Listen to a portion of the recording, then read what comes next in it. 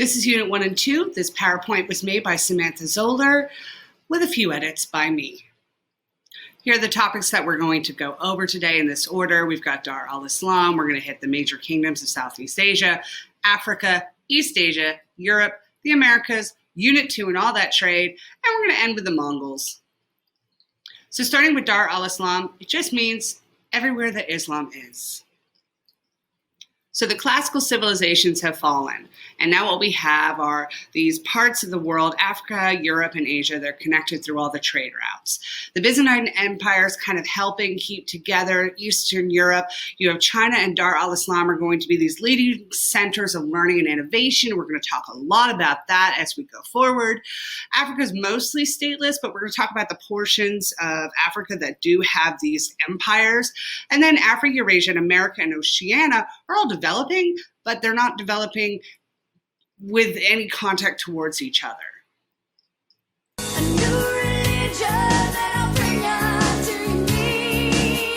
So after 600, we get a new religion. So Muhammad was born 570. His father died before he was born. His mother died when he was 6. His grandfather, who was looking after him, died when he was 8. So he's put in the care of his uncle. He was married a merchant who was a little bit older than him. They had 6 kids, 4 daughters, 2 sons. The sons died in their childhood. Throughout about 15 years of his life, he spends a lot of time in the mountains in this cave, and he's kind of hearing messages from God. And he starts to come up with these ideas, with Judeo-Christian ideas based on the old texts, but then coming up with some new ideas, which is the birth of this new religion. So before Mecca came to be what we know it as today, it was a place where a lot of people could visit their gods, like statues of their gods, a lot of pagan gods, just everywhere. It was kind of like this big building center where you could go and visit.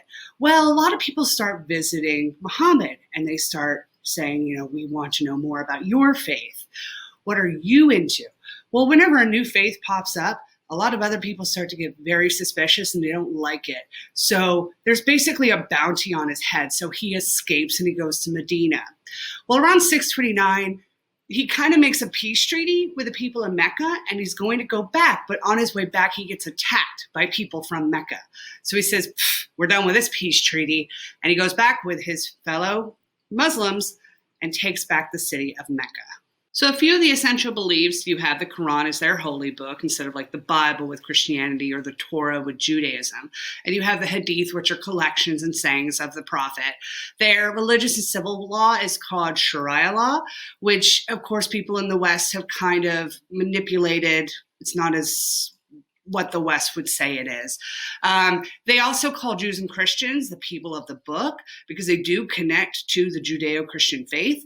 And they also believe in what are known as the 5 pillars. So in order to be a Muslim, you must make a declaration of faith. You do the prayer 5 times a day towards Mecca.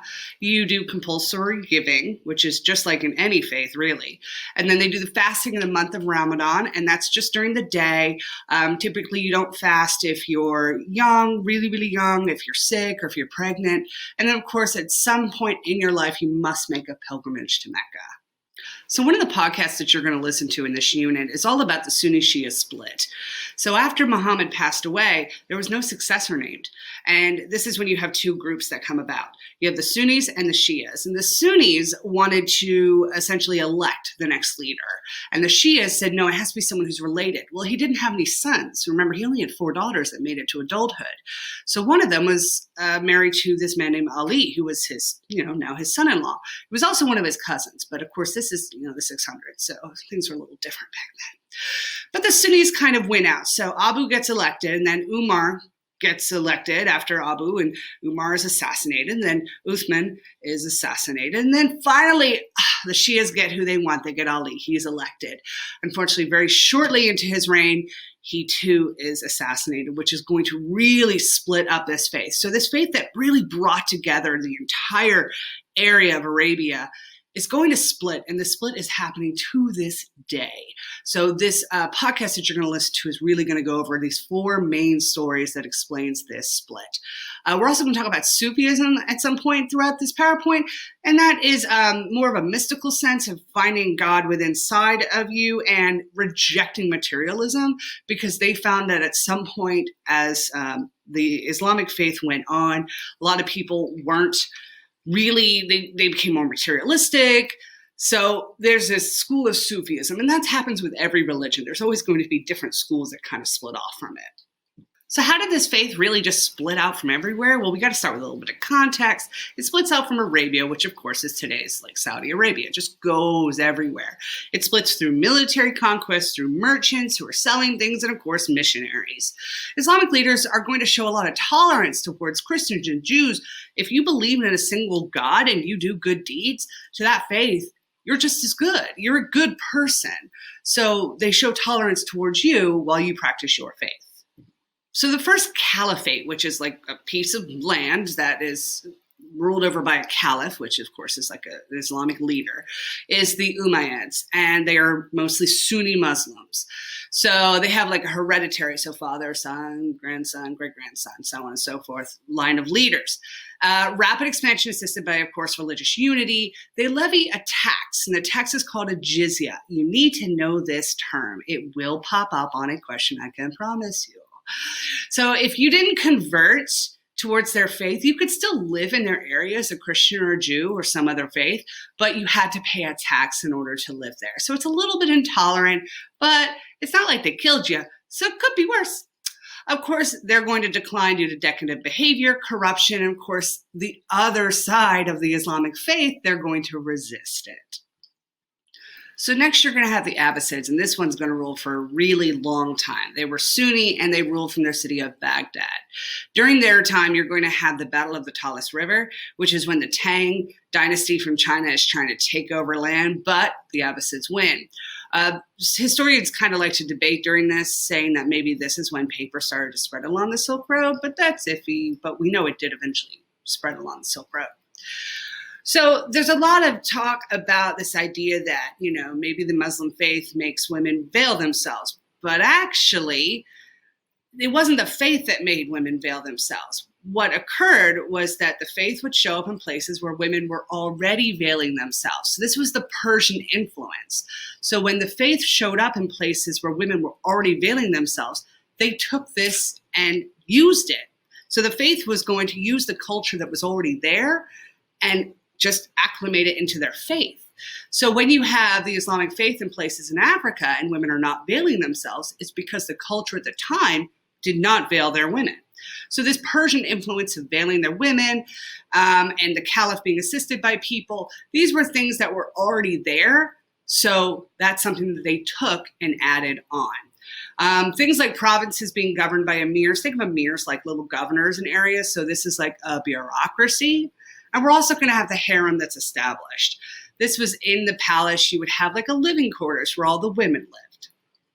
So from 750 to 900, we have like the golden age of the Abbasids. And if it weren't for them, we would have lost so much in history. So we have the House of Wisdom, where it was a dedicated space for research and translation. They translated the works of Aristotle and all these other Greek writings that we could have lost if it weren't for the House of Wisdom.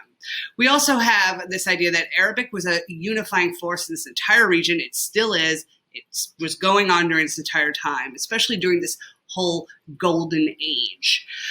They start building all these universities as madrasas, and then algebra. So what they were also doing in the House of Wisdom is they were looking over all these texts that they were getting from India. And so they're looking at all these math texts and they're bringing them in, and algebras come up. And they also come up with Arabic numerals. The reason why I say this is a marker event is because it's a big deal.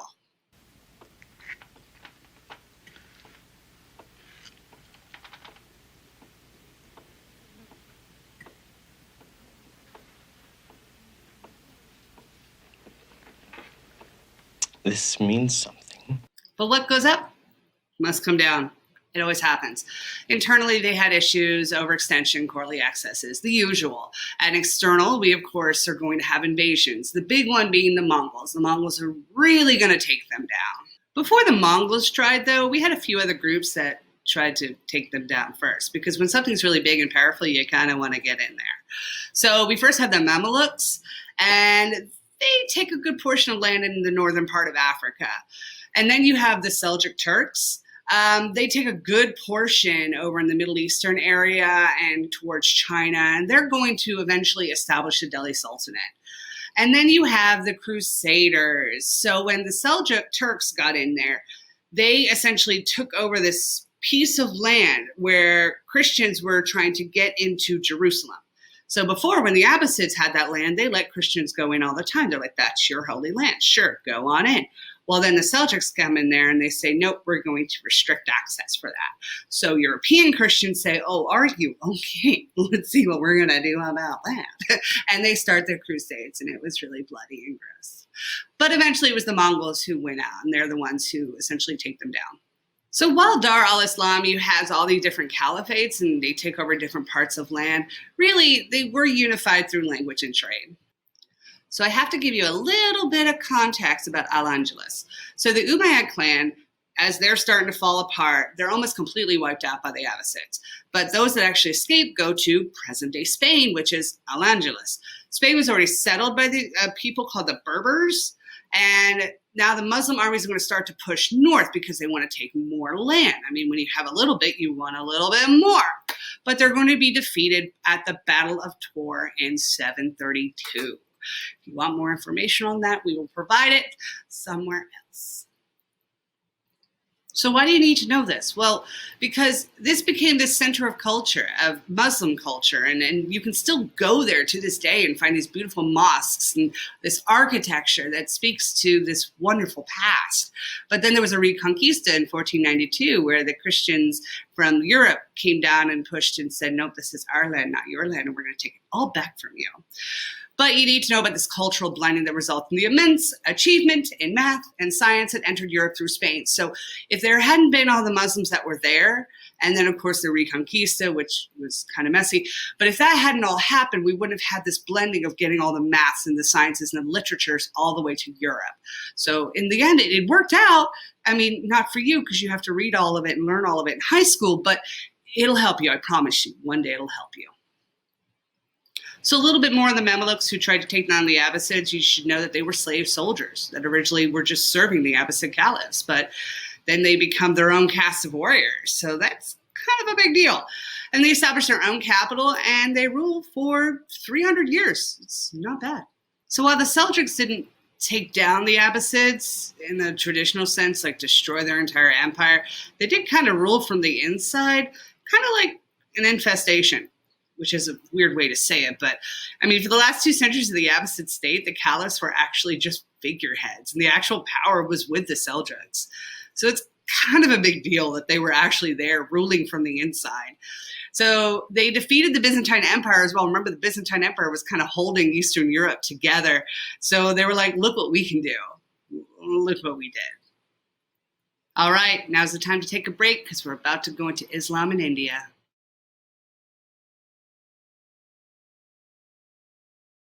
All right, here we go. Islam in India. So remember those Seljuk Turks? They're the ones who established the Delhi Sultanate. That's that northern part of India where they bring the Islamic faith. So even today, India has about 172 million Muslims. They promote architecture and knowledge. They do bring with them the Sharia law and the jizya. The Islamic faith was very attractive to low-caste Buddhists because they're seeing themselves as this new faith where it can give them some power. And if you're on the bottom of the totem pole, you really want to move on up. So this was a new way for them to convert and get out from the bottom. Of course, we have to talk about the things that go wrong. So the Delhi Sultanate is going to be conquered by this individual named Tamerlane, also goes by Timur. I'm probably saying that wrong. He was a descendant of the Mongols. He's going to conquer Persia, Iraq, Syria, and Central Asia, where he ends up actually conquering the Mongols. As many as 17 million people died during all of his conquests. He was a patron of the arts, though, but he then also destroyed any great centers of learning that he just didn't like because they weren't his. He creates the Timurid dynasty. So as this Abbasid caliphate basically breaks apart, the Muslim faith is being spread by the Turkic people. And of course, it expands due to military expansion. Those merchants, the missionaries, and the Sufis who practice Sufism. It's time for another break because we're about to go to Southeast Asia.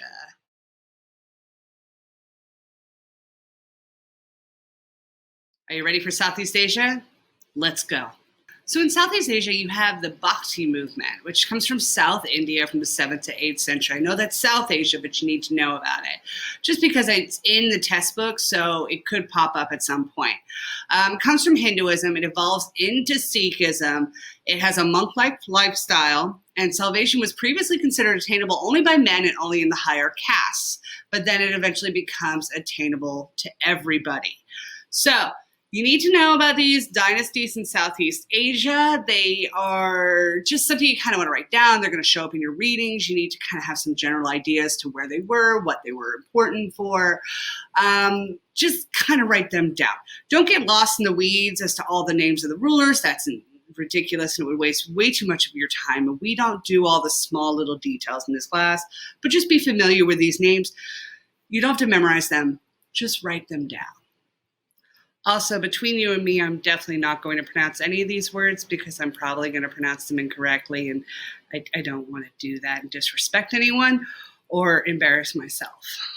So even though we're mostly talking about Southeast Asia, you kind of want to talk a little bit about South India. Again, that's South Asia. Know the difference. Always know the difference. But they're going to have maybe some contact because of the Indian Ocean trade.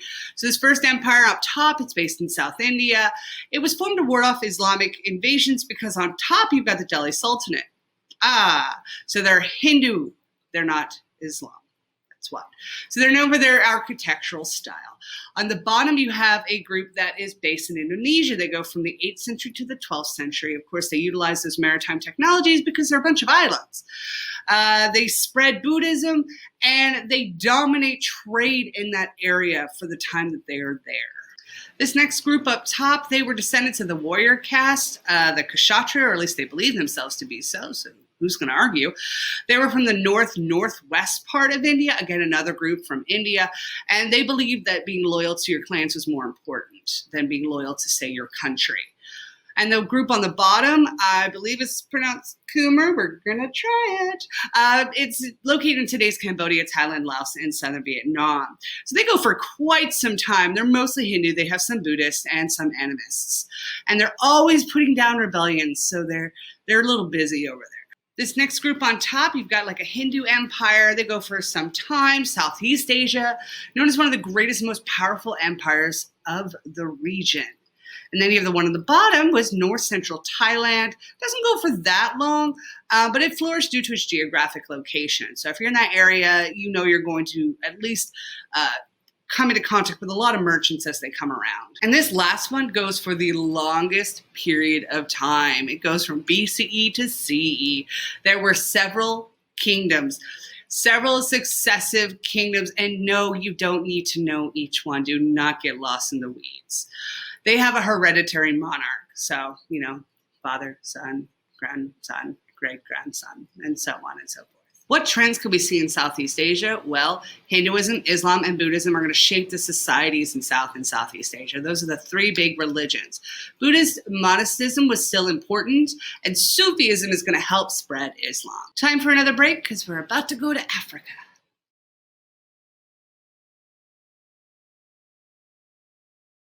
All right, it's time to go to Africa.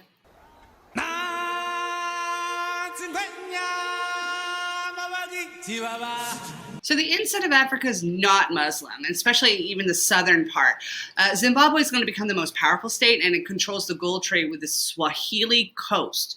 So Swahili is going to actually mean coasters, because it's the people that live on the coast. And they're going to speak a language that's a mix of Bantu and Arabic because of all the people that end up living there.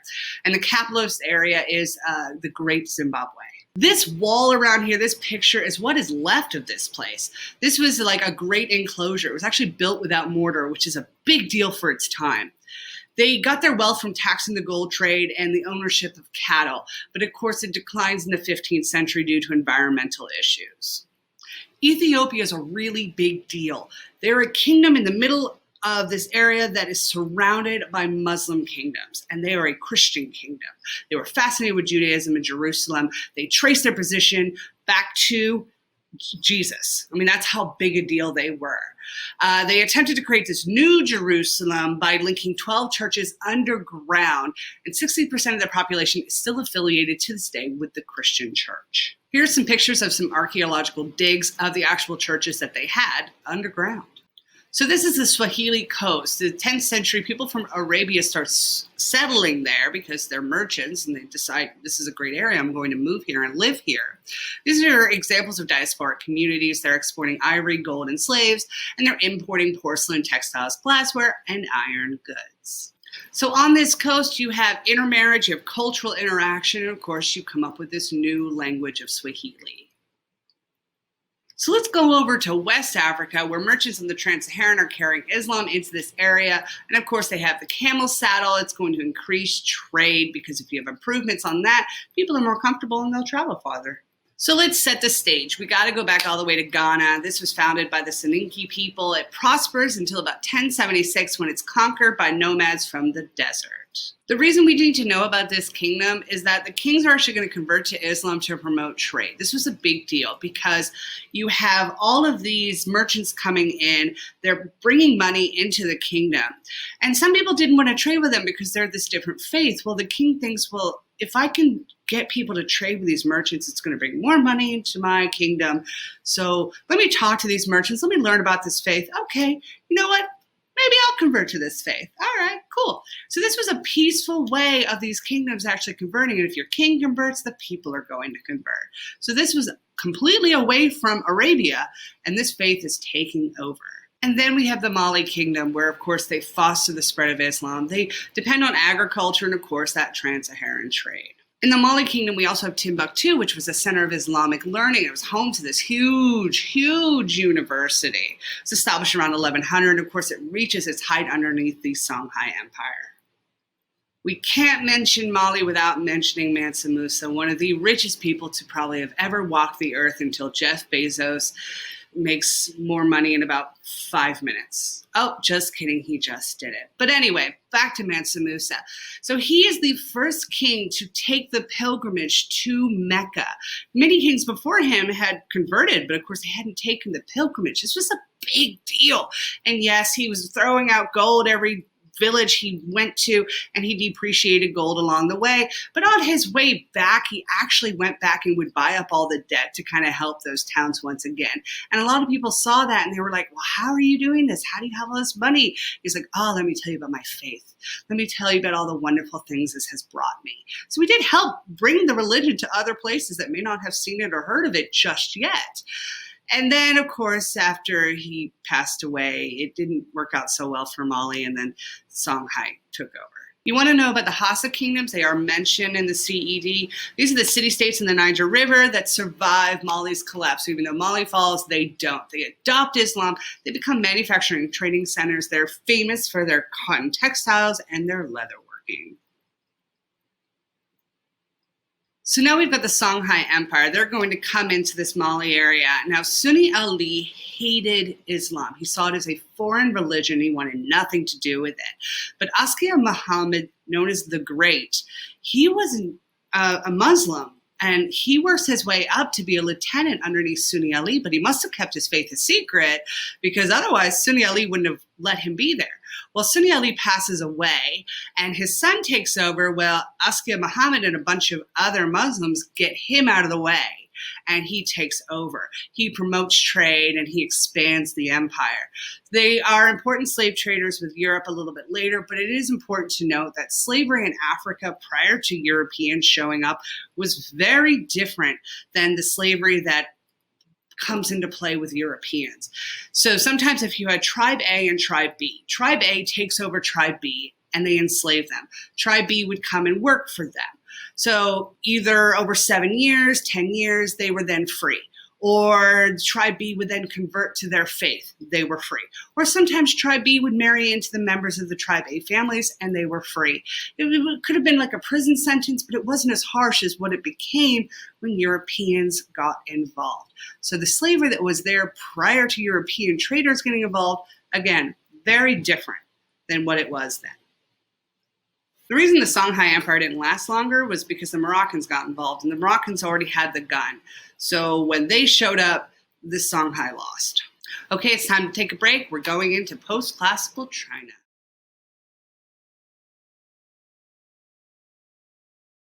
All right, it's time to go to China. So the Han Dynasty had been going on for about 400 years. They collapse, and then you have 3 centuries of political fragmentation. They just can't get their act together.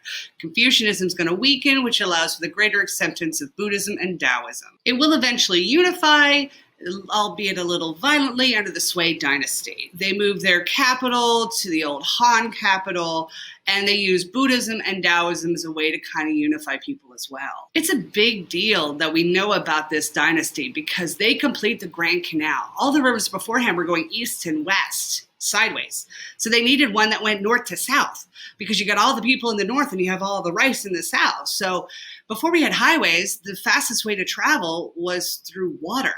So you have this river, which is 1,104 miles long, and it linked this people down to the rice. It was fantastic. And they also improved the Great Wall during this time. But the Tang Dynasty is going to take over. They collapsed because of military ambition, and all those public works projects were very expensive, and they overextend themselves. So they leave themselves open to be taken over. They keep the capital city where it is. And in fact, Korea and Japan imitate this capital city and make it kind of like the model for their capital cities. Buddhism is going to predominate the early days until about the 9th century.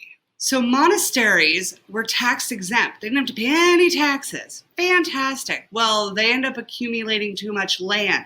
The problem with that is if you have land, you should be taxed for it. Well, if you got lots of land, it's not getting taxed. The government's not making any money off of it. So this new ruler comes in, it's Wuzong, and he makes an edict on Buddhism. The thing is, he was also a Taoist, and he was looking for this like Taoist elixir on life. He wanted to live forever, and a lot of people who obtain power don't want to let go of it. So of course he wanted to live forever. So he essentially says Buddhism is bad, Taoism is good. So it starts this xenophobia. So if you were Buddhist, that was bad. And this really never recovers from this influence of early Tang times. So remember we talked about the Battle of the Talas River. They were trying to take over more land. They lose that. They did, however, win an internal rebellion. There was the Aleutian Rebellion. It did last 8 years. So that's something that's happening from within. But all of these things are going to lead to their decline. And they're also going to evolve into this hatred of what they call barbarians. And that's really anyone living outside of China, but mostly people living to the north. So then we have the Song Dynasty. This is going to come right up to the edge of our period of time that we really study, but you kind of need to know the context of what leads up to it, obviously. So they have the capital at Hangzhou. They utilize those traditional methods of Confucianism and imperial bureaucracy to maintain and justify their rule. By ruling with Confucianism, they bring in the meritocracy. That's the testing based on your merits. They have that civil service exam that even America uses to this day. Many countries use a civil service exam. They practice filial piety.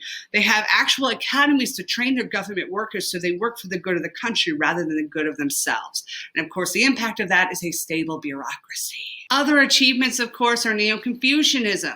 So Neo-Confucianism is kind of a mix of Confucianism and Taoism and Buddhism. So a lot of people were practicing Confucianism in public, but at home they'd be Buddhists who were kind of like secret Buddhists or secret Taoists. So it's kind of like this idea of like, let's find a happy medium and kind of move everyone together. So the Tang and Song kind of have these great achievements. Other things you need to know about are champa rice. You need to know about champa rice. It will show up on a test question. I can almost guarantee it. Champa rice comes from Vietnam. It was a rice that you could harvest twice a year, which is a big deal. So now you have this stable food that they eat a lot of, and it was durable and it filled you up and it was great. Now you get it twice a year. So now your population grows. They also expand the Grand Canal, and you have porcelain production, textile, and steel and iron. Other achievements were the junk ship, the movable type printing, gunpowder. So if you've ever celebrated July 4th, you have the Chinese to thank for that. Flying money, which was a certificate that was honored for money. And then the economy is going to increasingly becoming commercialized and dependent on peasant labor. So one of the downsides, unfortunately, was that when Confucianism came in, it pushed women down, the lowly roles of women. So foot binding starts. It wasn't just this idea of like, oh, dainty feet are beautiful. Well, it also meant that women couldn't walk anywhere. So they stayed home because walking was very painful. So they couldn't really do anything else. So now we're going to talk about the Sinification of East Asia, and that essentially means like how Chinese culture spread. So this tribute system was kind of brought about because remember how the Chinese didn't like people from the north, the barbarians? Well, the nomads in the north were masters of horse riding and raising livestock, but they really needed those agricultural products from China, and they really liked those luxury items that they were making. So the Chinese were unwilling to allow nomads into China to trade, so they kind of had to do this whole tribute system in order to come into the country. So this starts during the Han Dynasty. So non-Chinese authorities had to acknowledge that China was superior. They were the big cheese. You had to perform the kowtow, which was this actual ritual bowing. You to come down all the way down to the ground and deliver gifts to the Chinese leaders to essentially say, I understand that you are the leader. Now, please let me trade with you. It's important to note how important this system actually was, though, because it spread Chinese culture everywhere. And it also allowed for peace and cultural sharing. You know, Europe could have really learned something from this. Yes, it meant that China was in charge of everybody. But China allowed all these other countries to just peacefully coexist, and there weren't all these wars and infighting, when in Europe, they were fighting nonstop during the same time period. So Korea is where this was affected the most. They had the Shilla dynasty that went from 57 BCE to 935 CE. They entered into this tributary relationship with China. They imitate the Tang government. They have their officials tested on the Confucian classics. They have their capital based in the capital that China has. They collapse when the Tang dynasty collapsed, and then they have the Koryo dynasty comes to power, and that Koryo dynasty basically unifies all of Korea. They support Buddhism, and they maintain relationships with the Song dynasty. So with Japan, Korea, and Vietnam, Korea was in the top when it came to relations with China. Vietnam, not so much in the top, but they did still have a relationship with China. The elites adopted Confucian training. They followed Mahayana Buddhism, but the way that they treated women was different than the way Chinese people treated women. So they believed in like this idea of the Trung sisters. They were these women that led a rebellion against the Han, and they still serve as national symbols to this day. So they treated the women with a little bit more respect than, say, the Confucianists in China. Of course, what can we learn from this? The fact that China was able to spread their culture and establish themselves as basically the leader of this entire area, all because of this tribute system. All right, let's go over to post-classical Japan. So in Japan, you have this prince, and he attempts to emulate the Chinese political structures, their central government, their meritocracy. And he also establishes the 17-article constitution, which says that the morals and values must be followed by the leaders. You have to have these sets of morals and values, and the subjects also have to follow them in order for the whole government to run smoothly. The successors continue reforms. They call them the Taika reforms. The farmland ends up going under government ownership, and taxes are paid directly towards the central government. So during the Heian period, we have the Fujiwara clan. They're going to take control. They want to emulate China, but they end up eventually reverting back to decentralization. But literature is going to flourish during this time. We have the Tale of the Genji, which is the world's first novel. This novel is kind of a big deal because Genji is the son of the emperor. Well, that's the character in the book. And it's about all of his love affairs that he has at the time. In post-classical Japan, you're going to have Japan's feudal system, which is different than Europe's feudal system. In Japan's feudal system, you have an emperor who's basically sitting in power. They reign, but they don't rule. The actual power is with the shogun. And underneath the shogun, you have the daimyos. Underneath them, you have the samurai. And underneath them, you have the peasants. Going even further underneath the peasants, you have the artisans, and even under them, you have the merchants. The merchants were at the bottom. They did not have a respect for merchants in Japanese culture. All right, it's definitely time for a break because we're about to go to medieval Europe.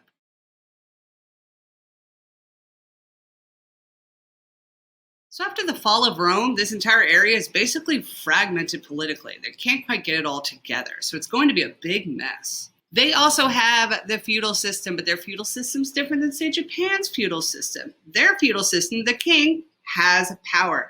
The king's going to give out land to the nobles or lords, people that are loyal to the king and they're friends with the king, and they tell the king how marvelous he is. And then the nobles are going to need people to protect that land, and so they hire knights, and the knights will fight for them.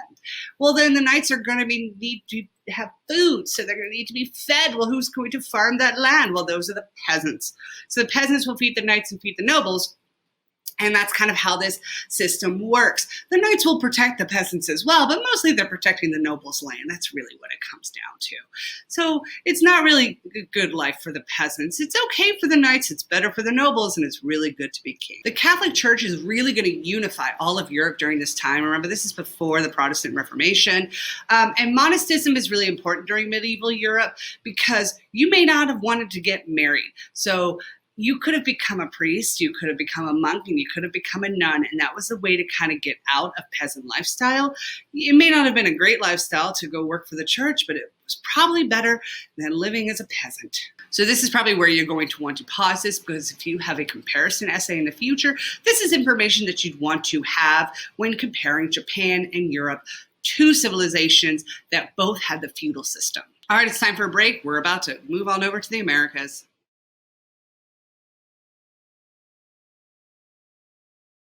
Okay, it's time to talk about the Americas before the Europeans got involved. So here we have the Mayans, who had city-states led by hereditary rulers, much like the Greeks. They built temples and pyramids, much like the Egyptians, and they had no wheel or metal tools, so that was kind of like just like themselves. But here's the big deal. They come up with a concept of zero. They also have writing, their own form of writing, their own form of hieroglyphics. They come up with a calendar. No, the world did not end in 2012, but they start to decline when about 800 to 900 of their cities are abandoned. They have environmental degradation and destructive warfare. Then we have the Aztecs, where they have this capital that's on an island. They have temples and causeways. They come up with chinampas, which I'm going to show you a picture of in another slide. They have a loose political organization, so people could have self-governing territories, but as long as you paid tribute to the Aztec ruler, you were good to go. Did I mention what the tribute was? Ooh, yeah, it was this. So essentially, you picked someone out of your tribe, your area of land, and said, okay, it's time for you to go to do tribute. Now, your family was taken care of, so it wasn't terrible, but you essentially had to have your organs ripped out, mostly your heart probably, and given to the gods. And if that went well, then were great, and your area was great, your self-governing territory, and everything went well for you. I mean, not for you, your heart was out, but everyone in your territory was doing just fine. So these are the chinampas, which shows how resourceful they were because they were living in very watery areas. So essentially they would have this land that was raised and they would farm on it, even though you had all these waterways around it. But then again, they could maneuver around the waterways quite easily, quite quickly, because water was a lot faster than unpaved roads. Then we have the Inca. Their origins were in the late 14th century. They're going to have terrace farming. They're not the only ones that have terrace farming. Other civilizations in other areas have terrace farming. They have a centralized government. They have their own road systems. They come up with bridges in their area, and they have their own form of writing. This is very important to note. It's the Mita labor system. This was a mandatory public service in society of the Inca Empire. So at a certain age, like 14 to 16 years old, young men would go serve their empire for a number of years, kind of like establish military service. But you wouldn't do military work necessarily. You would do work, public service projects for your empire. Wonderful idea. However, the conquistadors are going to show up just a little bit later, see this labor system and go, we're going to take advantage of that. Don't mind if we do. So you need to know about the Mita labor system because I promise you that's going to show up in an essay. Definitely take note of how these different civilizations adapted to their environment and how they were able to succeed and live, basically looking around at what they had and making use of it. In North America, you had the Mississippi mound builders, and so you'd have like the Cahokia in Illinois. They didn't have writing. They did have canoes on rivers. This is kind of how they got around. And they did have like this hub of trade where they traded maize, beans, and squash. In North America, in the Southwest, you have the Anasazi people. In Mesa Verde, they have like these cliff-dwelling settlements you can still go to today to see them. These were huge trading cities. They were a big deal. Of course, the Spanish arrival were largely destroy all these cultures, but you can still go and visit and see where their homes were. All right, it's time to take a break. We're about to go into the Unit 2, Networks of Trade.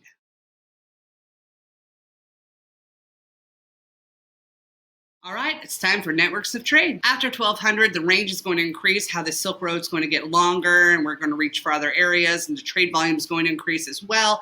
You have this demand for luxury goods in Afro-Eurasia that's going to increase. People want more stuff. But this is just a neat little picture in the background. These are rest areas on trade routes. So basically, they were built a day apart. So you would travel all day, and then you would take a rest at night. After 1200, the same thing's happening with the Indian Ocean. Trade volume increases. The range increases. People build bigger ships so they can go farther. They start to realize and understand the monsoon winds. So they know where they're blowing and when they're blowing, so they know when to travel. Merchants are also going to set up these diasporic communities. You have Chinese merchants down in Southeast Asia.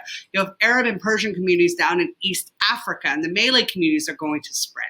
So this is a big deal because now you have communities that didn't once live there, now setting up homes there. 3 major cities you want to take note of on the Indian Ocean. You have Aden, Gujarat, and Malacca. Just make sure you kind of take these down in your notes. You never know, they might be useful in an SAQ, an LAQ, or a DBQ. The Indian Ocean trade is going to be the largest ocean-based trade until the Atlantic Ocean-based trade opens up. Ships can carry more than a camel. That's why. We have luxury spices from Southeast Asia, porcelain from China, cotton and pepper from India, ivory and gold from East Africa. That's why this was such a big deal. And of course, the monsoon winds. In the summer, they blew northeast, and in the winter, they blew southwest.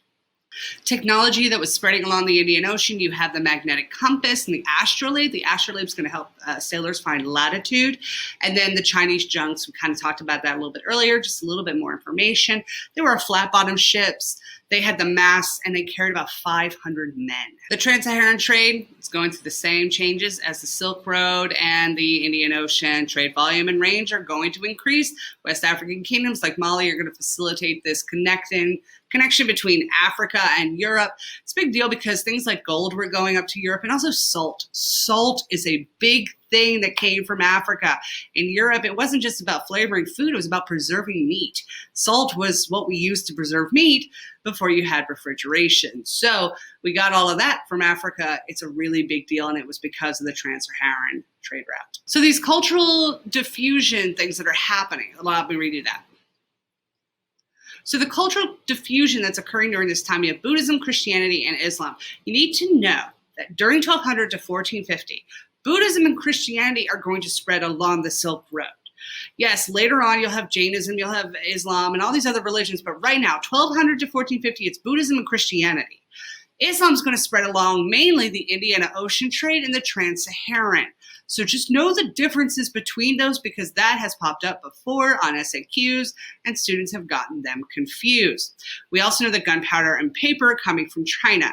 And the 3 big travelers during this time, we've got Ibn Battuta. You're going to read stuff from him. We've got Marjorie Kempe. Marjorie Kempe mostly goes over to Europe and the Holy Land, but Ibn Battuta is going to travel all around the Muslim world. And you have Marco Polo. Obviously, not just a game, an actual person. There are pros environmentally about all of this. We're getting new crops, bananas and rice and citrus, so our diet's changing. It's getting better. We're going to have more foods. We're going to have more people, but more people will also lead to more disease and the bubonic plague. All right, it's time to take a break. We're going on to the Mongols.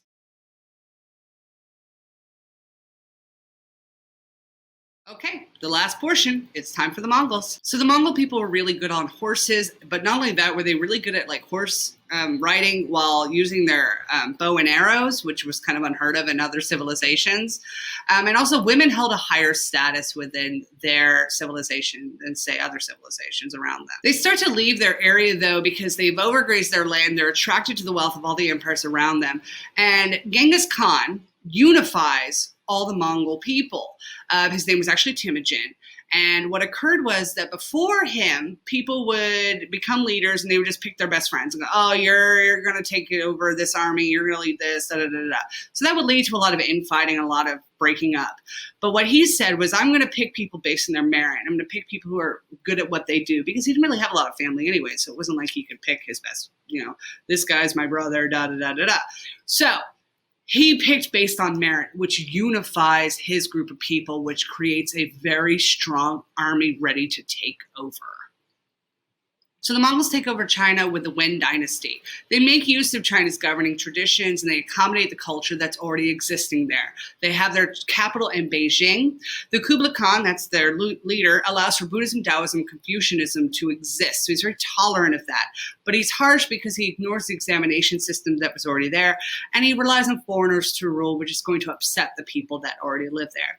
He honors merchants because they love trade, but he doesn't allow any intermarriage. But of course, they're going to be overthrown by the Ming dynasty. So we already know that the Mongols took over the Abbasid Caliphate. It was actually his grandson, Hulagu, that successfully took over, but he tried 30 years prior. Side note, Genghis Khan, in order to keep his burial a secret, the 2,000 people that were attending his funeral were all executed, including the 800 executioners. Whew. Anyway, so Hulagu takes over. It's really brutal. There were some good things. Wine production goes up, Persian silk industry, it's going up as well, but the Khan was, of course, a disaster on a grand and unparalleled scale. Unlike China, when they took over there, the Mongols who conquer Persia actually become Muslim. They intermarry. Many of them decide to give up their nomadic ways and become farmers. The dynasty of Hulagu's descendants actually will collapse. They assimilate. They're not driven out. So there's a difference. So if there were a comparison essay with these two, you might want to note that. Mongols also tried to get into Russia. It was a brutal conquest, but they didn't occupy. They kind of ruled from afar. So the Orthodox Church wasn't damaged due to, of course, their religious toleration, but Moscow was able to break Mongol rule because they weren't there. They ruled from far away, so it didn't work in their favor. So what happened? Well, it was the fact that they tried to take over too much land. It weakened their entire empire. They had feuds between all of the different Khans, and in the end, they all started assimilating. They started to adopt the customs of the people they conquered, and of course, now we know that so many people are actually related to Genghis Khan, and that's because they took over so much land. But the impact of the Mongols cannot be ignored. The fact that the Silk Road flourishes under them, the fact that we have Greco-Islamic medical knowledge that spread along the Silk Road, the numbering systems went everywhere. The regional kingdoms emerged as new forms of government, and then there were those pesky little epidemic diseases that spread along the trade routes. And that's it. That's the end of Unit 1 and 2. Have a great day.